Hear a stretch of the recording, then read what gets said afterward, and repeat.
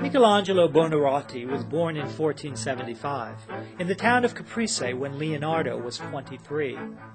Michelangelo was sent to study the ancient Roman statuary collected in the gardens of Lorenzo de' Medici. From the sculptor who was curator there, he learned a way of twisting his figures into a contrapposto, a twisting of the shoulders while the hips remained frontal.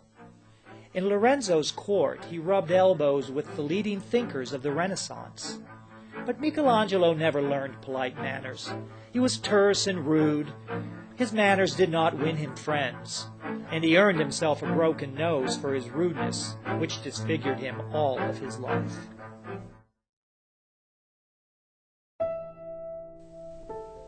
Michelangelo created his first great marble sculpture while in Rome, the Pietà.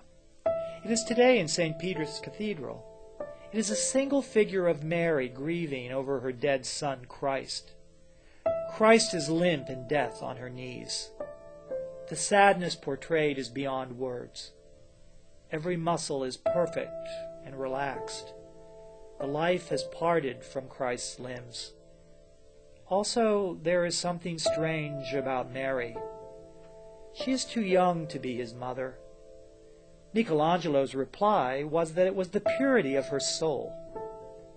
Michelangelo hated to imitate a living person unless she or he was beautiful.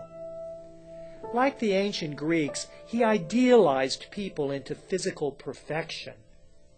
Yet he personally lived miserably, slept in his clothes, and never washed.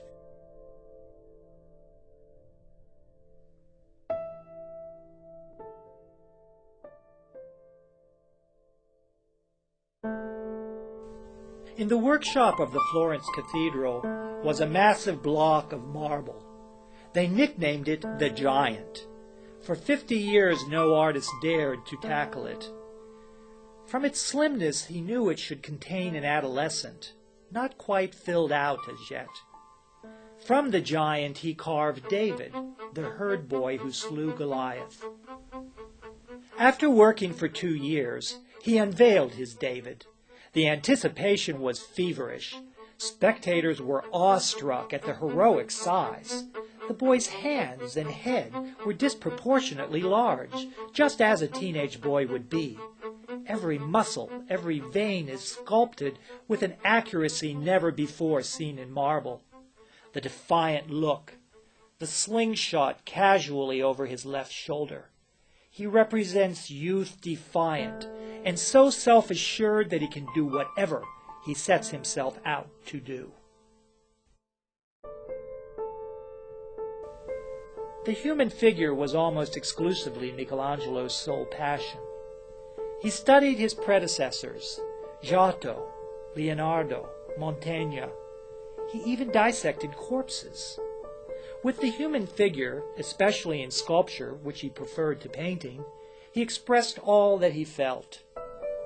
He said that a relief is even more expressive than painting, so that when he painted his Tondo, which is a circular picture of the Holy Family, it looked like a relief.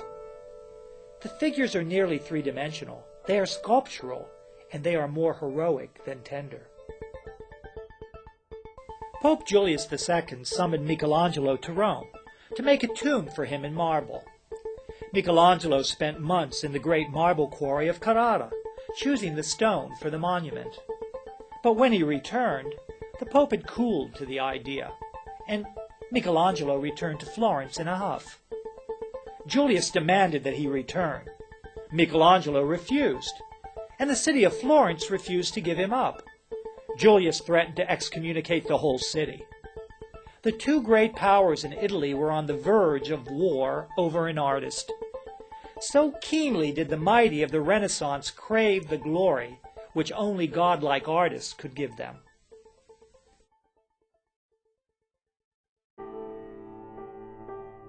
Eventually Michelangelo did return to Rome, and he was told to paint in fresco the ceiling of the Sistine Chapel. For 4 years he lay on his back, painting into wet plaster. When at last it was ready and the fresco was dry, the Romans came in droves to see the most stupendous pictorial ever created, like a giant comic book. The Sistine Chapel ceiling covers 10,000 square feet of plaster. There are 343 figures, 10 to 18 feet high. The monumental scheme depicts the story of creation and the redemption of man. The architectural frames mark 9 histories. Number 1, the origin of the world, separation of light from darkness, creation of the sun and the moon, separation of the earth and water. Frame 2, the origin of man, the creation of Adam and Eve, temptation and expulsion from the garden. Frame 3, the origins of evil, the sacrifice of Noah, the great flood and the drunkenness of Noah. On either side are giant gloomy figures of prophets and ancient sibyls who predicted the coming of Christ. Da Vinci painted tenderness and mystery. Michelangelo painted sheer, robust energy. Even his women are muscular. In Michelangelo's heaven, everyone's been to the gym. His vision of God is massive and eternal. God creates Adam with such authority that his divinity cannot be questioned. The prophet Daniel has such overpowering force that redemption cannot be doubted, even by brave men.